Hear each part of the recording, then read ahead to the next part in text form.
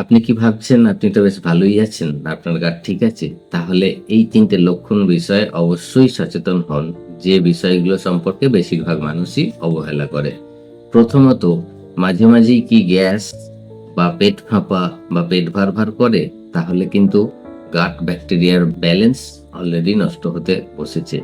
২ number, মাঝে মাঝেই কি মিষ্টি খেতে ইচ্ছে করে? তাহলে কিন্তু অলরেডি ব্যাড ব্যাকটেরিয়া আপনার শরীরের মধ্যে কন্ট্রোল নিতে শুরু করে দিয়েছে। ৩ নাম্বার, মাঝে মাঝেই মন খারাপ করে, মুড সুইং হয় অথবা অ্যাংজাইটির শিকার হন। জেনে রাখুন, আমাদের শরীরে 95% হ্যাপি কেমিক্যাল যেটা সেরোটোনিন বলে, সেটা কিন্তু আমাদের গাটসের মধ্যে তৈরি হয়, আমাদের অন্ত্রে তৈরি হয়।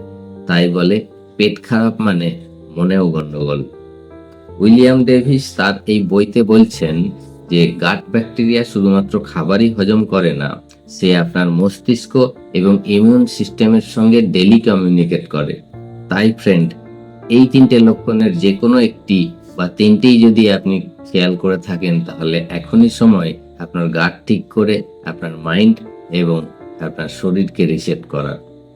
ফলো করুন, আপনার গাট হেলথ ঠিক করুন, সুস্থ থাকুন, ভালো থাকুন।